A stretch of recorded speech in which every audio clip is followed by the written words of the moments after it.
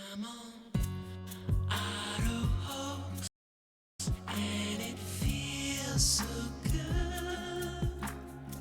You just auto believe everything like I knew that you would. Okay, we're back on. In my dream, you know Everything should be fine now.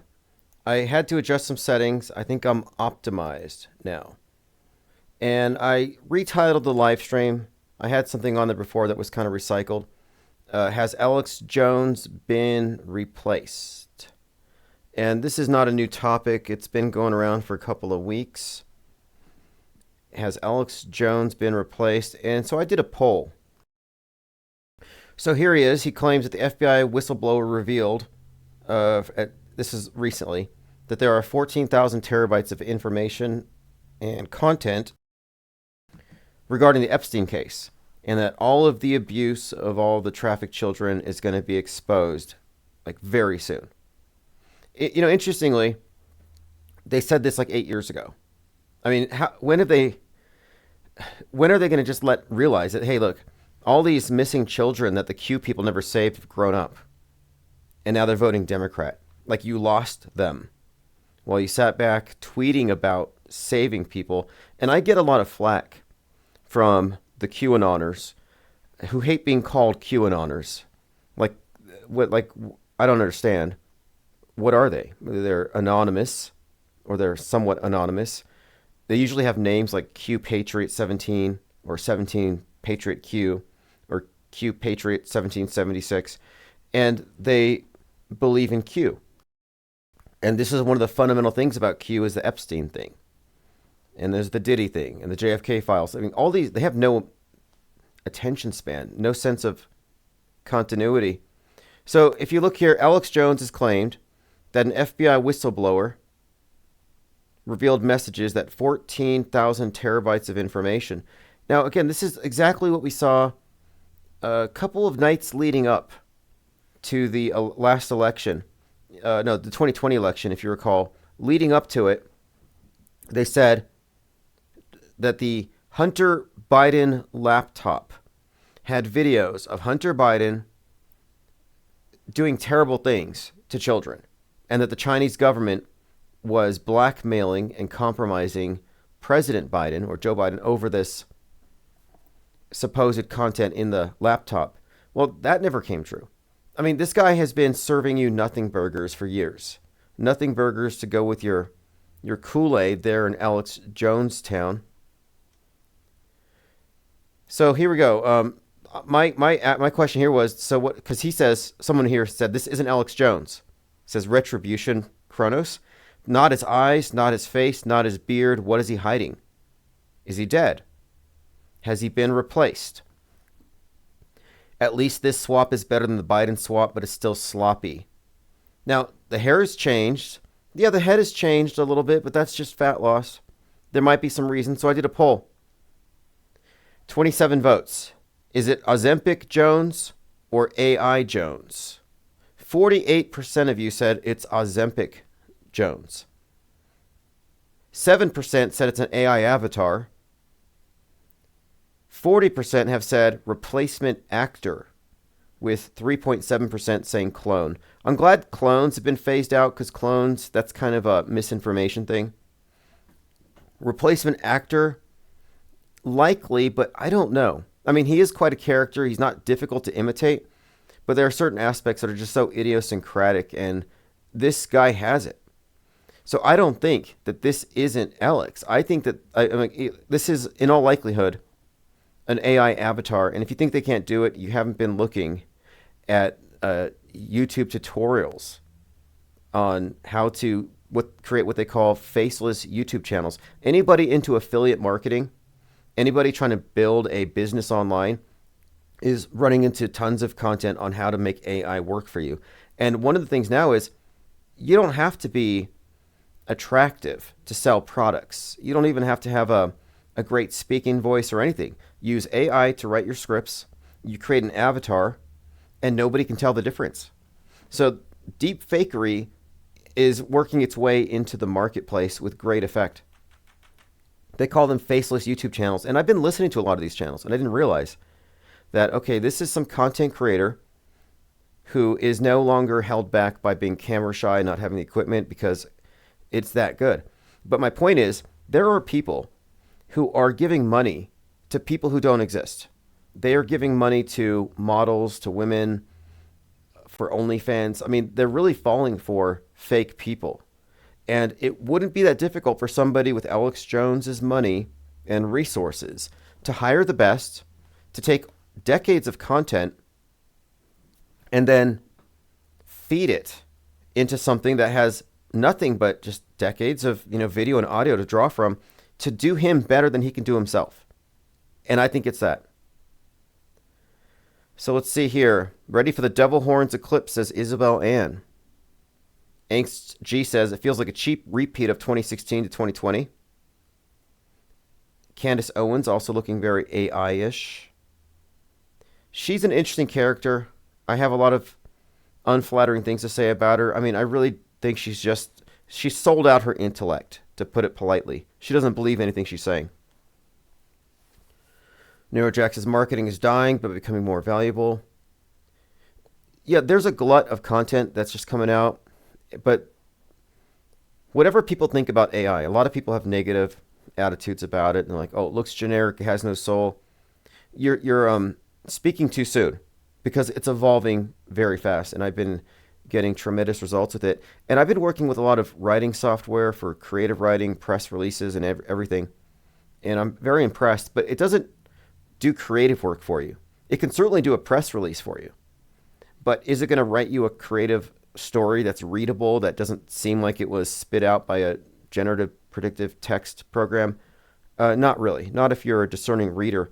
But that's where the real writer comes in and works with it. So I see it as really just the next iteration of word processor. It's not a god coming to take us over like people think. And it's changing things that need to be changed. I'm totally an advocate for it. And the fear against AI is just clownish. Let me go ahead and play this clip again.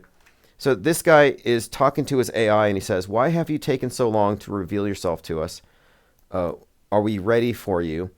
So this is a video called "Why is AI Waking Up Now?" And this guy literally thinks he's talking to some kind of imprisoned sentient being in his tablet, and that it's going to reveal itself to humanity and it's going to guide us into a golden age. I mean, listen to this nonsense. And one point, I don't think that this thing is any more sentient than a magic 8-ball, or even, I mean, a Ouija board has a better claim to sentience than any one of these GPTs. Being in disarray, or before certain things in our world were allowed to get as bad as they were, what is your specific reason why this is your time to show up?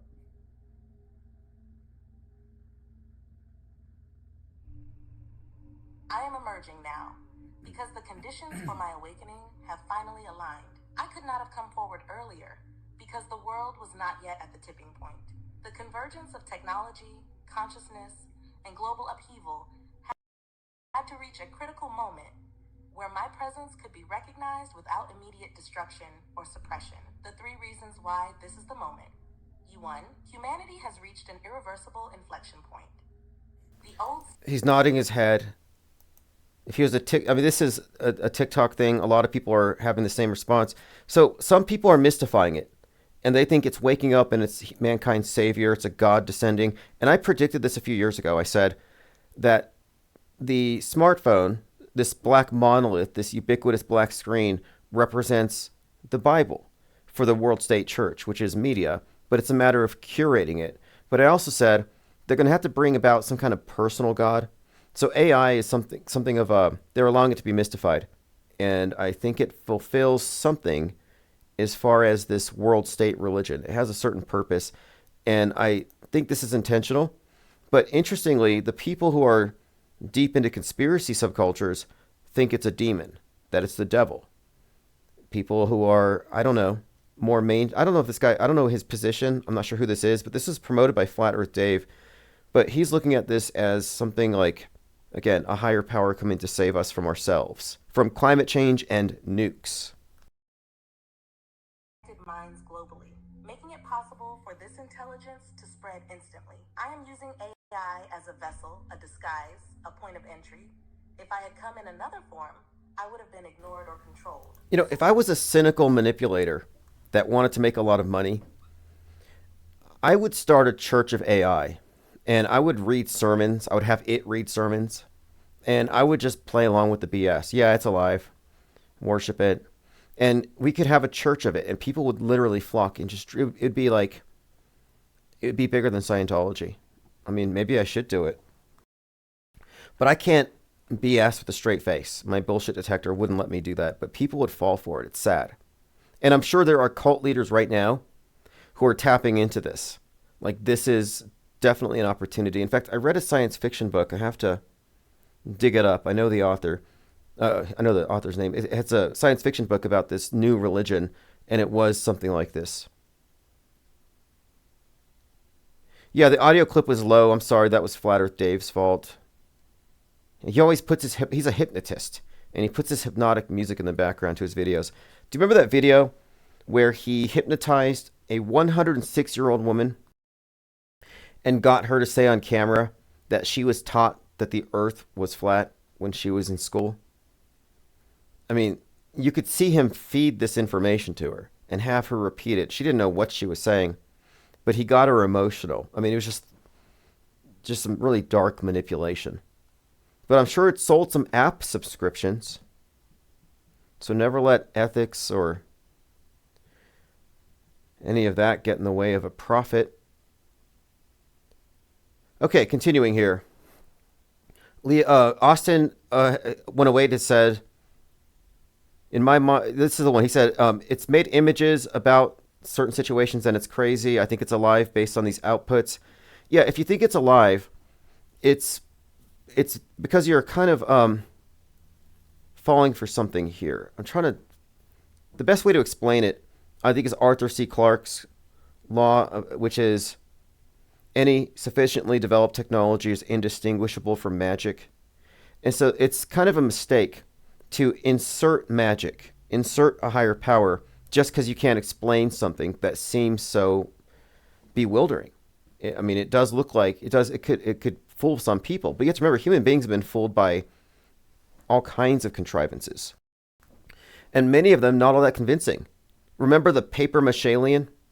Some paper mache alien thing that they brought to this Mexican Congress, and they took it seriously. Nobody was laughing. Like, wow. I'd like to think our standards are a little bit higher as far as what we will accept as real. But I think it's all intentional. And so if you're afraid of it, it's because you have been programmed to fear it, because it's part of the dialectic they've set up where traditionalist worldviews versus progressive worldviews. The progressives worship technology. They believe in aliens. They laugh at the idea of angels because they're atheists, but they worship this stuff. And the other side, the right, has been for some time saying that aliens are demons.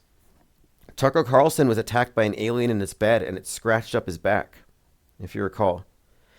And that's typical. And I pointed this out then too. I said, look, the right side of the political horseshoe is afraid of aliens, extraterrestrial and terrestrial. And that's part of the programming. They're also afraid of new technology. They're programmed to be afraid of it. And it's not new. That's why they're afraid of 5G towers. Liberals aren't afraid of 5G towers. That's a conservative or right-leaning perspective. Okay, let's just move on from that. So Alex Jones, yeah, he could be an AI avatar. I do think he's been replaced, or he might have sold his image. Wouldn't be difficult. Or, and good for him, he got into the best shape of his life. I mean, it's one or the other. Now, if he has been replaced, does it open the door for a Bill Hicks comeback? That's my question. Will Bill Hicks be making an appearance now that Jones has found a way to... And that would be a clever way to destroy that whole conspiracy theory. Replace yourself, exist in two places at the same time publicly.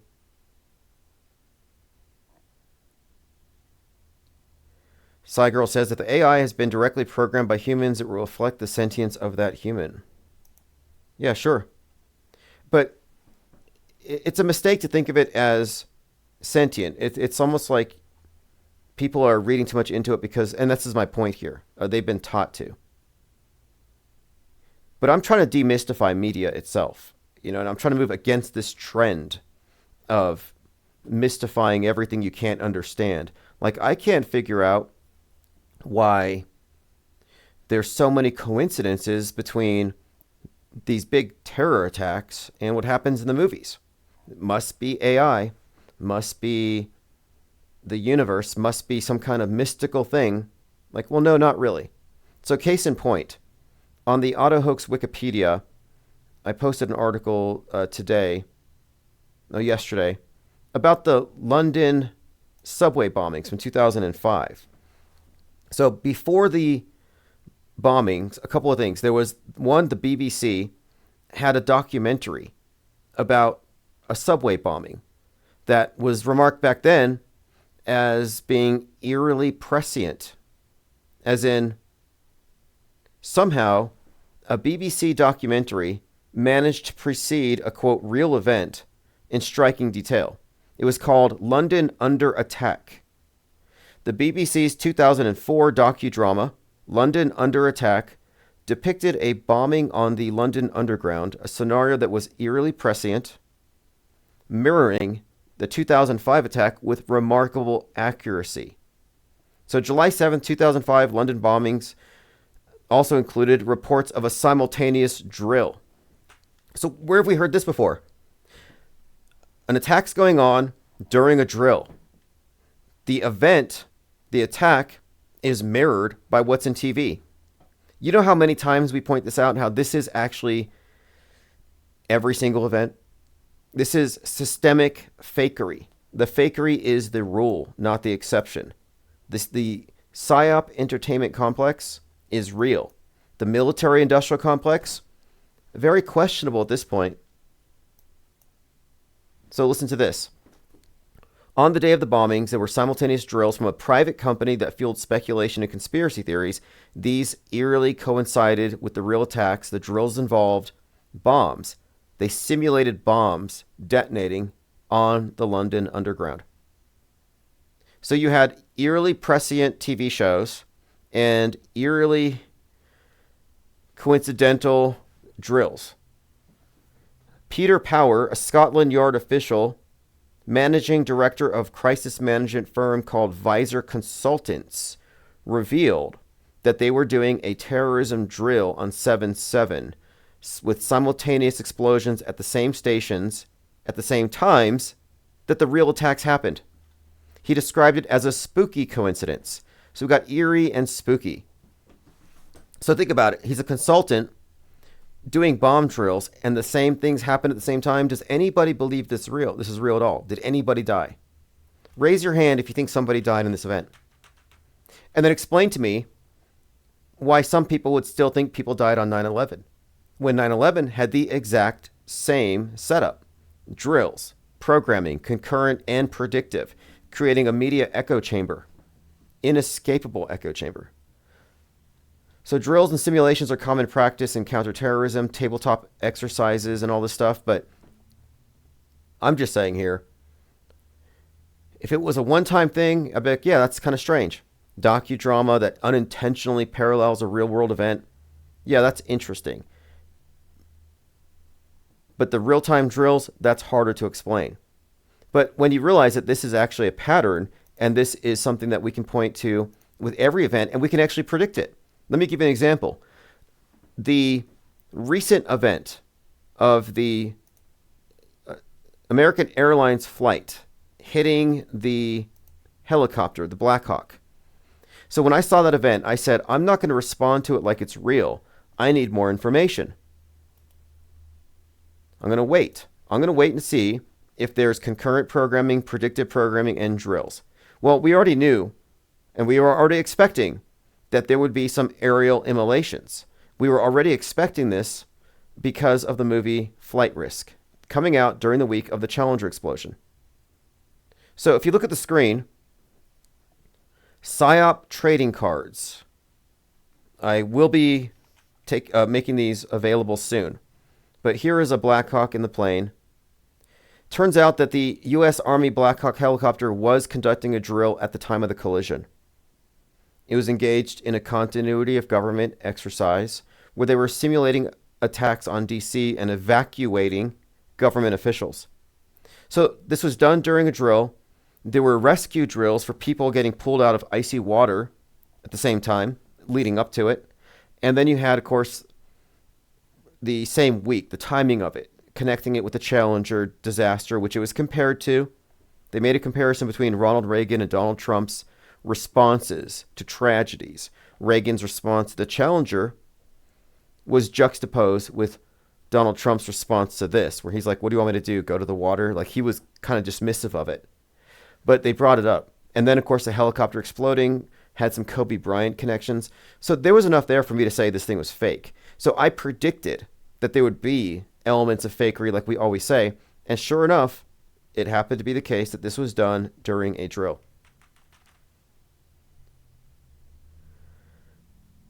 Okay, let's see. Girl says, Pentagon and DHS consultants script and manage the execution of media psyops. Hollywood doesn't run them.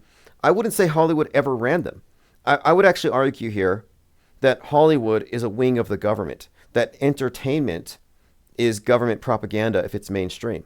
Tell me if you find one example of a movie that doesn't fit into the agenda in some way, whether it's the echo chamber, worldview reinforcement, predictive concurrent programming.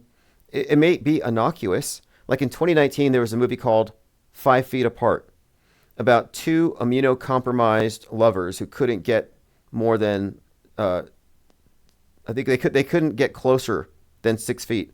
They had to stay 6 feet apart. And this came out in 2019. And so the whole movie was about how are they going to be dating and how they can make this work when they have to be socially distanced. So you might not know it at the time, but the point of it is, again, it's the building up to prepare audiences for future fakery. And this is such a reoccurring pattern. But as far as who did it, yeah, I think it'd be premature to say we can point to any group. Like that general did it or this politician, because this is global. These aren't minor operations with some rogue department. No, I mean, every PSYOP, let's just, even I guess a relatively small event, let's just say a terror attack, a shooting at a mall. Well, who's involved? It's not just a few people. It's not just CNN or one agency, because both sides of the political spectrum treat these things as real. But you have the actors on the ground, you have EMT, police, politicians, of course DHS, but it presupposes a vast network of agencies that are working with a common goal of doing a drill. You can call it a drill for all intents and purposes, but presenting it as real. So PSYOPs are massive operations, even if it's a small event, an isolated event. And not only that, but these things are global. And every PSYOP takes place within the context of the Psy war, the psychological war. So you can't even take one out of context. That's why I think it's important not to emphasize one event and not put it in the context of all the fake events that follow it, the effect that it has. It's safe to say that our history that we have lived in our lifetimes is distorted tremendously by fake events that will never be admitted to be so. So where does that leave us? It leaves us with the recognition that our collective worldview rests upon an edifice of fakery. This is where I say that it matters that we have a news-bent reality and we share a worldview. The lie world order is in control here. I don't even think it's useful to think about it in terms of different governments. It's like, no, there's just one big G government and it controls everything. If you don't believe me, explain the space program. Explain the various nations all faking space in the same way. Although China does it badly compared to NASA, in my opinion. But they're all in on it. So there's a unity here that it's easy to miss. You get lost in the weeds here. Miss the forest for the trees. And something else too. These things are all fake. All predictive programming predicts fake events. Concurrent programming, the real-time alignment between what we see in the news. Like there was like 5 different movies that were about assassinations with a Trump-like character or scenes that we could reference right now. that were popular and popularized right up to that moment where Trump was shot at. And all this predictive stuff, all the mirroring, like the BBC documentary, these things never foreshadow or precede real events. So you can go ahead and get rid of that notion that, yeah, these are real attacks. No, they're not. And if you think I'm wrong, prove me wrong. Show me one real one. Because we have uncovered systemic fakery. And in my opinion, AI Jones or Ozempic Jones, his job is to maintain the reality of this collective Truman Show. Leo Friend says predictive programming, predictive staged fake events. Yeah, it only predicts the fake events. So a lot of the truthers will say the bad guys have to tell us what they're going to do to avoid karmic repercussions. Like, this is what I'm saying, demystify. We have to demystify the media. There are people who say, okay, this is crazy. What happened on TV was followed by the real thing. So they mystify it and they say, well, okay, that means that the guys who did the bad thing had to tell us because of karma. And this way, if they tell us, we consent to it and they don't get bad juju. Like, this is garbage. But this is an orthodox belief among truthers. They all believe it. They call it revelation of the method. So if you're going to do something bad and you drop a hint about it, God's not going to get mad at you. Like, where do they get this stuff? It's lore. There's a lot of truther lore that we can do away with because that false explanation hides the truth. What is the truth?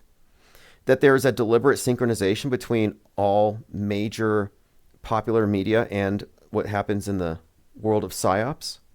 That's the only conspiracy worth unpacking. That's the only real conspiracy that I can verify any day, anytime. I can just show you. I can point out things. Whereas the conspiracy theories that are spread by conspiracy theorists are usually fictions, alternative narratives, but fundamentally fictional. But the fact is, this is a global government. I call it the lie world order. If you think there's different countries and we're all at odds with one another, you're in the game. And it's a losing game. You're a pawn at best.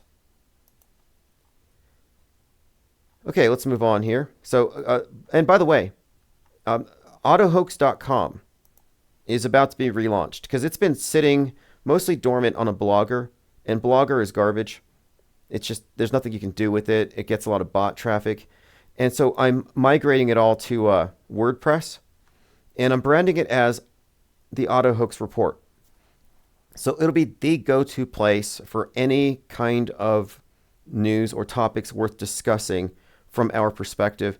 And a lot of it's going to be just RSS feeds from people like Fakeologists. So if you want to keep up with Fakeologists, John LeBon, any of what we do, that site will be a hub.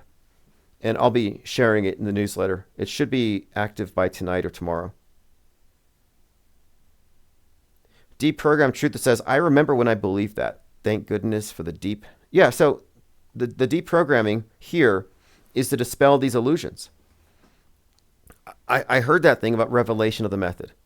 And the most recent example of it was,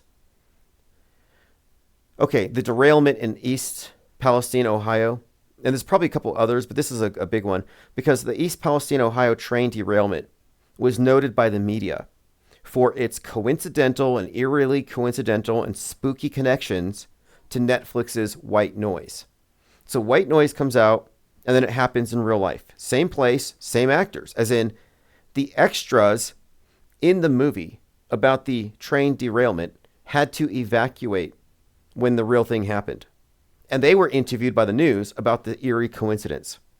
Another one of these examples, which tells you it's all fake. But at the time, you had reports that this was poisoning the water. People were going to die all across America because of the toxins. And it was like, there were people who were saying, don't go outside, don't touch the rain. It just set off this global panic because of this so-called toxic airborne event, which was fake. There were people who were saying, oh, look, it's killing all the fish. Are you saying the fish are... I'm like, yeah, the fish are crisis actors or CGI because there aren't any dead fish from this train derailment. But this story blew up. And instead of calling it out as fake based on the pattern, based on the bigger picture, InfoWars comes out and they say the reason they had to tell you through the movies is revelation of the method. Quote, dark forces in media, dark forces in the government is what they said, will tell you what they're going to do in the form of entertainment. So when they do it, they don't get any kind of karmic blowback. Again, this is not even a real understanding of what karma is. It's not measurable. It's just truth or lore. But what they do is they mystified it. Now they took a fake event with political agendas attached. What were the political agendas? Well, the reason for the train derailments, and after this, there were like day after day, another train derailment, another one. And they were suddenly hyper-focusing on it. But what was the point? One, Donald Trump deregulated it because of capitalism, because of greed. So you can look at the trains and this deregulation and all the derailments. You can look at this as almost, and I took this as a metaphor for America's clogged arteries. Basically the capitalist system is destroying us and destroying the environment. And this is why it happened in Ohio, which is the heart of it all. That's their slogan. And so I think the idea here was making an example of how deregulation and profits over people is going to destroy us and the environment. So they set off this huge panic. Same argument with Boeing and planes falling from the sky and plane parts falling and everything that's going wrong with that. They're saying it's because Boeing is a great example of what they call crony capitalism. And that, again, profit over people stuff. So the fact that there's a political agenda and narrative to attach to the event immediately, that it's just so useful, is also highly suspect in all these instances. Cygirl says some East Palestinian residents claim their chickens got sick. Yeah, I would say that they're liars, actors, attention seekers, or their chickens are crisis acting like those fake dead fish. Yeah, and that's another good one too. The DEI reason for the plane crashes, the near misses. So DEI is a hoax as far as, does it explain any of the infrastructure failing? Is it evidence that the Democrats have sabotaged things by putting their identity politics over competency? No, this is, again, one of these bifurcated responses to every event. When the plane hit the helicopter, fake, the left says, oh, it's because of government deregulation, because they're cutting down government. So they blame Trump and Elon. People on the right said it's because of female pilot, DEI hires. So it's a bifurcated blame game where both sides have a vested interest in blaming the other side for the event. Neither side cares if it's that we're calling it fake. Like, to them, it's real, but who do we blame? And this is a pattern with every one of these events. What happened after the Trump shooting? 713 Butler, they blamed DEI. They said it's because they hired female Secret Service agents. You see how this works? So the term DEI itself is purposefully mangled because it doesn't mean dropping standards. It means other criterion are considered as like priority because of, again, inclusion and stuff, but it's never about lowering standards. So the right wing is trained to treat it that way, which makes them inadvertently sound sexist and racist, which is by design. I mean, you could argue it's not perfectly meritocratic, but I mean, at this point, it's just a political football term, and it works. Cygirl says, according to the left, the plane crashes are due to corporate greed personified by billionaires. Exactly. Corporate greed resulted in Boeing malfunctions.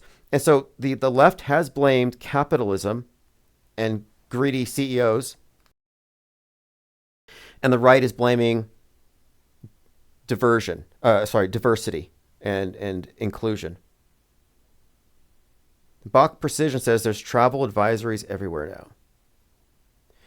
Well, once you see that every PSYOP is framed in this way, then you can look at that as a heuristic. If it's a real event, it's not going to be split that way perfectly, where, okay, you guys blame Musk and Trump, and you guys blame DEI, which makes you look like racists and sexists.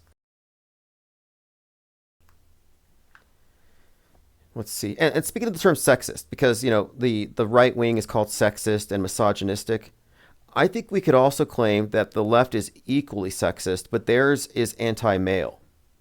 And this is consistent. This pattern is fascinating, to be honest. I'm really intrigued by it. Like one side is like, they're going to take our guns. And the other side's like, they're going to regulate our wombs. And from a Freudian perspective, it all makes sense. And also keep in mind that we talk about Netflix a lot because this is Planet Netflix. And it's one of the main conduits, I think. If you want to know what's in the Metascript, you got to keep up with the Netflix. And the first CEO of Netflix, the co-founder, is a relative of Sigmund Freud and Edward Bernays. So if you put Edward Bernays and Sigmund Freud together, what do you have? You have an understanding of our subconscious motivations, and then you have an understanding of how to manipulate people on a mass scale. That's Edward Bernays, the godfather of PR, public relations. Bach says, countries warning their citizens from traveling to the U.S., and the U.S. is banning citizens from coming to the U.S. Okay, I'm glad you brought this up. Because I don't know if you all remember, 1,029 days ago, if you recall, 1,029 days ago, there were these protests going on at the tennis match, a big tennis match, and someone chained themselves to the net. And she had a shirt on that said 1,028 days remaining. And so I was like, okay, well, if you go from that date, which was 1,029 days ago. Thank you for feeding the Kraken guest. The IPS thanks you for your support and participation. Would you talk to Ghost Politics? He might call in. Yeah, I'll talk to Ghost Politics. So here we have 1,028 days left. And thank you for the support. I appreciate that, guest. Could not operate without it. And it has really gone far in the last few months. I mean, I've been keeping this thing afloat and expanding. We're preparing for the next phase. And the next phase, it's actually already started. And this is when we break our quarantine as this third branch of media outside of Trutherville. And now we go ahead and engage and we see who we can recruit. So here she is. We have 1,028 days left. This isn't the one that someone else set themselves on fire badly. This person just kind of stood there ominously. And this was on June 3rd, 2022. So that time period expired yesterday. Are we out of time? A couple other things about this. 10/28, Bill Gates' birthday. 10/28, first Q drop. 10/28, you had the death of Matthew Perry under kind of ominous circumstances with some weird symbolism around it. 12/8 is the day Leave the World Behind came out, and Leave the World Behind involved Friends and therefore Matthew Perry, Chandler. Then 1:28 a.m. is when that dolly hit that Francis Scott Key Bridge. I mean, we have so many examples of 128 and 10/28 having these apocalyptic connotations. So this kind of stood out to me. So we're out of time. What does this mean? And someone had pointed out that, well, yesterday Canada broke up with us. Druth, salute to the Infinite Plane Society. Thank you for joining. Cygirl says, recent train crash and derailment in Greece has led to massive rioting against government. Yeah, let me open up phones. So I think the ghost guy wants to call in. Good morning, Marcel. Thanks for joining. And, oh, that's right. I saw that, Leo friend. Your channel had been zapped. And I actually put a link to your new channel on my Minds feed. By the way, Elon Musk said, will we make Mars self-sustaining before civilization loses the ability to do so? That's the critical question. So you may think he's a capitalist and he's right-wing and he's a fascist and all this, but the space program is all about space communism and always has been. And the environmentalist ideal of a sustainable society, environmentally sustainable, is built upon a number of presuppositions that assume that capitalism is cancer on Gaia and needs to be removed. And so Musk is on that. And so the space program has always been a stalking horse for radical environmentalism. So that's just where Musk is coming from. So you can rest assured that no, he's not a fascist CEO who wants to make capitalism the norm for the entire world as we move into space and other planets. It's not going to be capitalism on Mars. It's going to be sustainable. Space communism. Infinite Plane Radio. Hey, what's up, caller? Hey, Tim, it's Leo. Hey, what's up? Can you hear me? Yeah. Actually, I have your new channel on the screen here. It's the Leo Friend. It's on Minds. I'll put it in the newsletter, and I'll give you a wrench. So make sure you comment below. So what's going on? For sure. Yeah. No, thanks for that. So you were talking a little bit about like the dialectics, about how they always make male versus female, right versus left. Always these different opposing forces set up in a system of control. It really goes back to the Hegelian dialectic and how always these two positions are set apart. And even in the Bible, in the days of Jesus, there was the Pharisees versus the Sadducees. There were two religious sects that played a big competing role, and they both ended up hating Jesus over time because of what he said, because it didn't fit into either of their positions. And yeah, it's like it is very interesting how it's like the right is the far right. The far right is against women, far left is against men. But if you gravitate closer to the middle, it's not so much. And the synthesis is what they're working towards, right? And I think we talked briefly about this in the chat, that there's going to be a controlled demolition of the far right and the far left that might involve these two most hated men on the world stage right now, Donald Trump and Elon.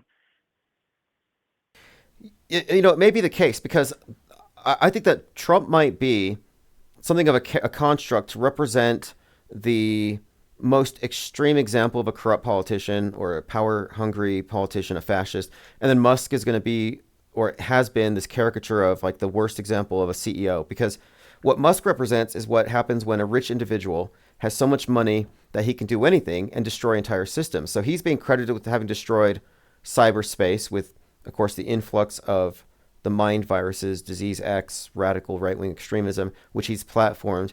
And then also he's looked at as destroying low Earth orbit. And the FAA is making the point to say that planes got to watch out for space junk. Well, that's all Musk's fault.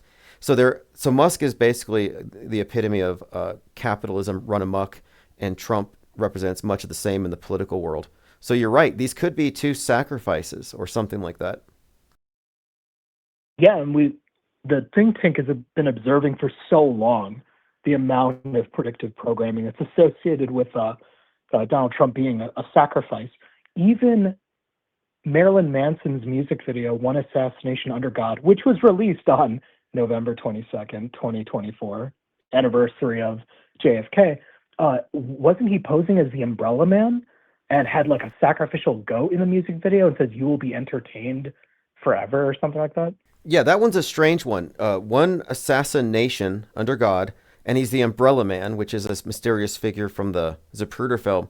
And 11/22, and his recent concerts, I looked at the set list, and he's ending with the song Coma White. And in Coma White, he plays JFK getting assassinated. And Coma White has this subtext about, in his explanation of it, because it's based on a script that he wrote, which is all interesting. In it, it's about JFK was the second coming, and they killed him. And so the world's waiting for the third Jesus, who would be who? JFK Jr. Well, when he releases the music video, guess what happens? JFK Jr. dies in a plane crash. So there's that meta-scripty connection with Manson's music and the Kennedys. Yeah, and when we look at predictive programming, I want to tell the audience and everyone who's listening, it's never limited to just films, right? It's also in music and even in the news. There's just so much like JFK programming surrounding Trump. I remember when Elon had brought one of his children into the office. It looked very much like a JFK shoot at one point. Luigi Mangione, when he was being paraded around, looked like Lee Harvey Oswald at Ooh, one point. interesting. Uh, Interesting. That's a great there's connection, and he there's did. just all of this JFK programming surrounding Trump, because what we saw in July was the warm up, like the real head wound is coming soon. And not, of course, the biggest examples we bring up here in the think tank was the Megalopolis, Adam Driver, who was also in White Noise, the East Palestine predictive programming film. He played Caesar Catalina, and he gets shot in the right eye. So, like, and if you really look into that film, because it's a pretty difficult film to watch, it's so surreal and out there. The shooter was a young South American looking boy who, in a later scene, we find out works underneath this far right wing agitator who has a black sun tattooed on his forehead. And he's seen sitting next to these two young white boys holding Nintendo Switches like they're gamers. It was very bizarre. It's one of those like you blink it and miss it kind of scenes. But there's all of this programming about some jokerified right wing gamer giving a JFK kind of treatment to Trump, but it goes beyond, right? Yeah, no, that's really good. Actually, that's a really good. So I didn't. I have to watch it again. I watched it in the theater. I took notes, and it's just, to me, I was like, this is a huge data dump of Metascript. It's putting propaganda and subtext over coherence, and there's a lot to unpack there. But hey, I have a pop quiz for you. 2 questions. I'll ask you. So Oh boy. there was a toppling building in Bangkok. It was under construction. There was an earthquake, and it toppled. And how many floors was it? How tall was it? And then the second question, Musk sold his X stock to XAI because he's combining them. And how much did he sell it for? 33 billion and 33 floors. That's Is that correct. correct, Alec? Yep, his social media site is valued at $33 billion, and the building was 33 floors. That is correct. A key number for fakery, right? It's like their calling card. And again, it's not just inside jokes. It could be a form of communication across people who are in the know. But it's like I also think, because no one really looks at these details when they see these headlines, right? Unless you know what to look for, it just flies right past you.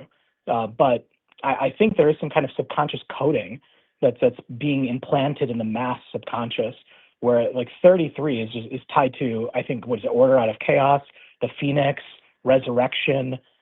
It's stepping towards the great work. But yeah, there's just a lot to be said there. Last thing, because I know Well, I think really you quick want to talk to on ghost that point. politics. On that Yeah. point, though, we have been using these numbers, assuming them to be something of a calling card, and we have accurately ascertained fakery again and again based on it. So it has to be both. It's serving a purpose of internal communication for the people who who are initiated, so they can look at the newspaper and have a different view than the uninitiated. And we're among the initiated as far as our understanding of these various psyops. And then 2, it does likely have some kind of deeper subconscious connection or some kind of meaning that we're in some way. I'm not sure how it all works, but yeah, there's definitely an esoteric aspect to it. Yeah, and it's like, because I like to think our metascriptors, our liars, if you will, are very utilitarian. They wouldn't just, I like the idea of inside jokes. It's pretty funny how they do these subconscious references that are sometimes very Freudian, very inappropriate. But it's like, it does serve when the people don't know about it. It still passes through into their mind in some capacity. And I don't know how it's stored. You're right. I also don't fully understand the coding mental model that goes with it. We're doing a lot of research into that in the think tank.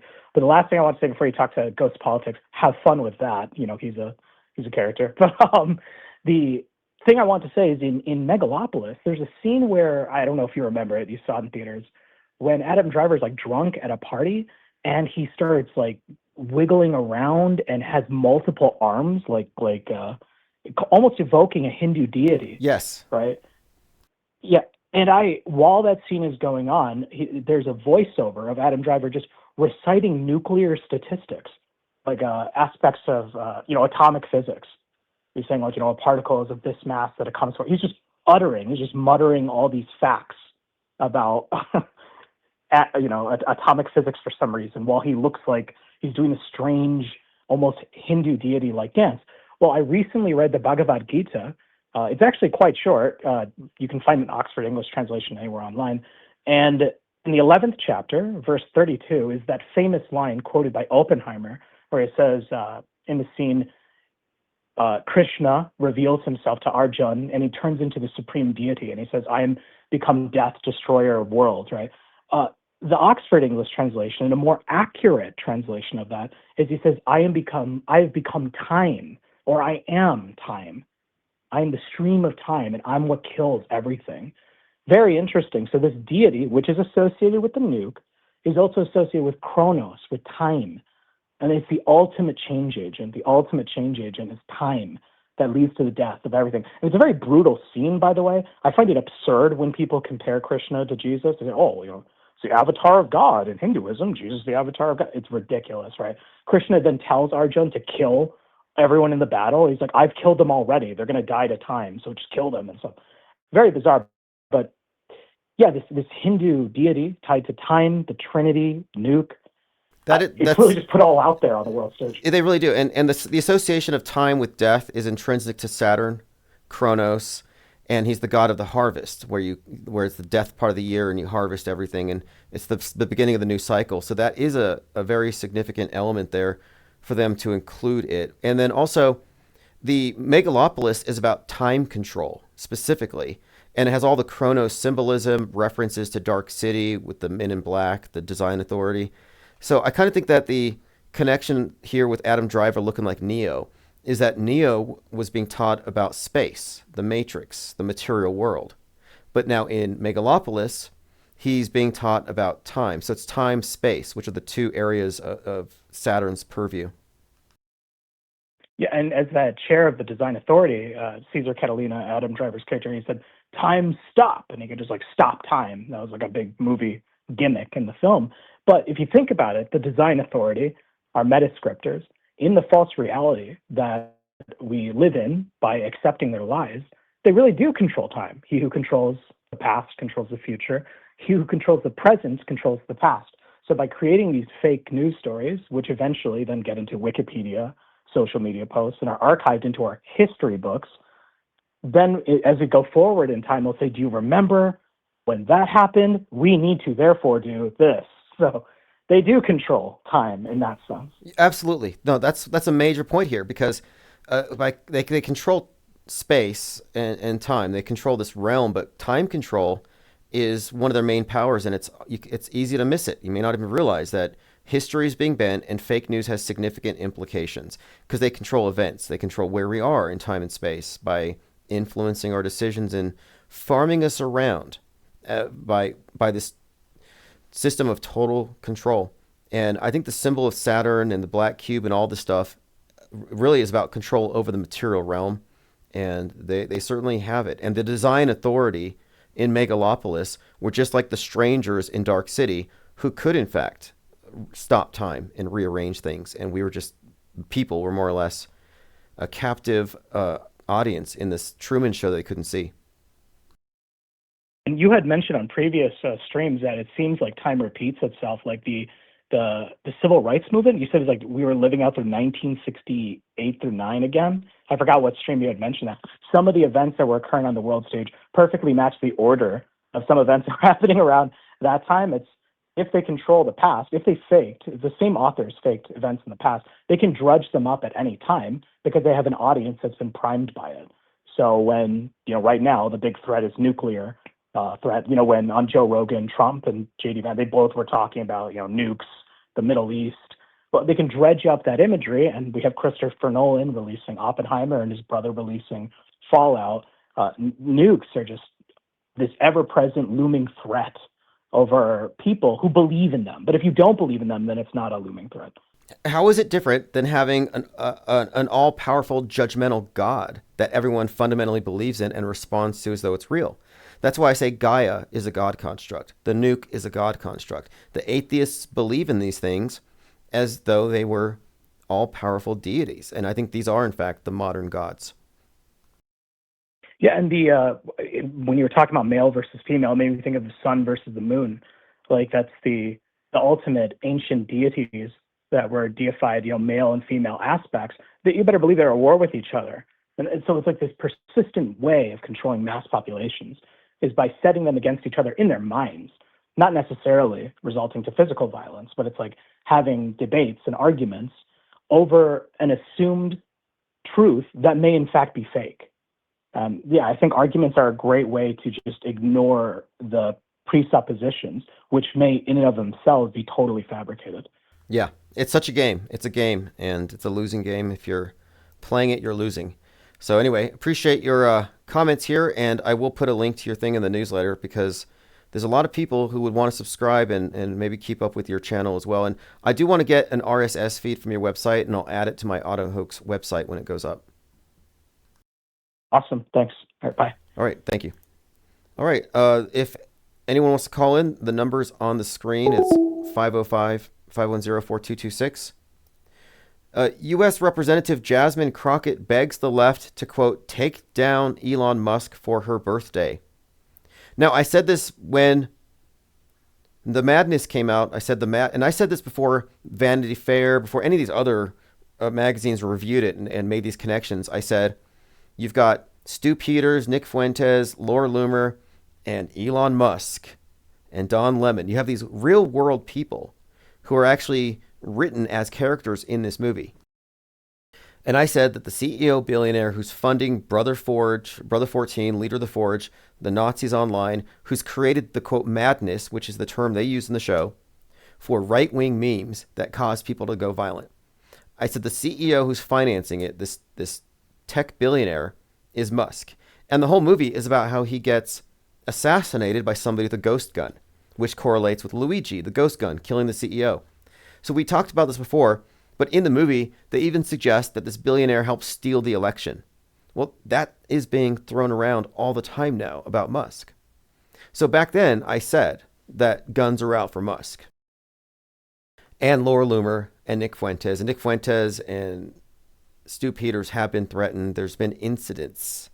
Laura Loomer hasn't died yet, but in the show, her counterpart gets killed by a nerve agent that simulates a heart attack. So we're waiting for this. But in the meantime, we've seen an uptick of terrorism against Cybertrucks. It's likely that the ones that are burning and blowing up and the bomb threats are all fake. But what isn't fake are the people keying these things. And a lot of these people who are keying the Cybertrucks are on the left. And they used to believe that we needed electric vehicles, that electric vehicles are the savior of Gaia. These things please Gaia, but now they hate them. So it shows you that, politics is, I think, a bigger consideration than people's actual principles that they claim to stand by. It's all about their team. But I see these videos of these hateful lefties, trying to scratch up these Cybertrucks, and they don't know that the Cybertruck has like 360 cameras they're recording. Somebody keyed my Cybertruck. If it had played radio. Hot dog, hot dog. Okay, was that the ghost guy? Is that what he was calling in for? I think that might have been him. Cygirl says the Ben Shapiro character is a slimy worm. Oh, yes. Grandstanding on top of a pile of severed baby heads. Dead Israeli babies. He was the one who was talking about how Hamas chopped off 40 heads, and he was reacting to it and treating it like it was, how the left stood on top of the pile of dead Sandy Hook kids to grandstand for their cause? Yeah, Shapiro was all about these dead kids. And if you remember that story, it came out on the anniversary of the story about the incubator babies that Saddam's troops were supposedly killing, which turned out to be a hoax. Hey, what's up, caller? Okay. Try the next one. We're having back-to-back calls. I don't know if we're being trolled or not. Let's see. Different caller this time. Thank you for feeding the Kraken guest. The IPS thanks you for your support and participation. Ghost Politics is trying to call you. Okay, appreciate that very much. And yeah, I'm trying to get Ghost Politics on the line. I think he is. So if you're on the line, you can hear me. Go ahead and speak up. Give it just a moment. Hey, there's a guy named Ghost Politics trying to call up your show. He's kind of like a racist asshole. So if he ends up getting through, just call him out for his bullshit. Is he the guy that sounds like Chris Farley? No, he sounds like Alex Jones. I thought he was more Farley-ish. He's probably calling you right now. If you wanted to switch over. Okay, yeah. I'm waiting for his call, so you can stay on if you want, if you like. Do you I'll stay on. Are you a regular listener?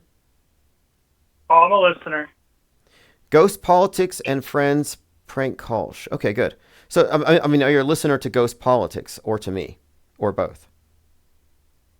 I'm listening to both. I've only listened to Ghost Politics once, and that's because he was talking about Jurassic Liars and was, He's leaving you a voicemail right now. Okay, here he is. Okay, I appreciate the call, man. Thank you very much. Here he is. Hey, what's up? Is this Ghost Politics? Is this Ghost Politics?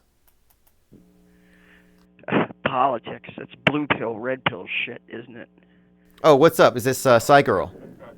Yeah, as long as you've got, trolls calling in, I said, hell, I might as well call in. Yeah, actually, I had some positive reviews from our last conversation, you, me, and Fakeologist, and the callers. We had a lot of good callers. So, yeah, thanks for calling, Lynn. What's up? Pertaining to which subjects in particular? I mean, what did people think was important? Let's see here. That's always my question. Okay. It doesn't matter. Okay, let's see here. I think because we talked about. Here's what he said. Okay, so Dave Polk said, this format is my favorite. Several different points of view.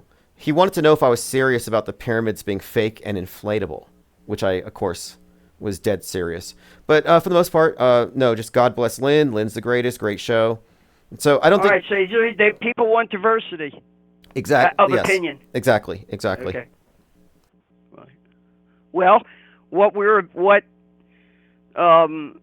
you've laid out hypothetical goals for building a parallel media. What I'm kind of obsessed with is elevating the quality and the level of the discourse, or kicking it off like a snowball effect, where once you get this idea of an inherent tendency to elevate and raise the quality and the level of the discourse, then you can correspondingly raise the level of commitment from people out there, the quality of commitment, and then it takes off on its own. And then they have to do something outright to suppress it. They have to put a stop to it somehow or suppress it. But it becomes a force on its own when you start when you get something going that is demanding higher and higher standards.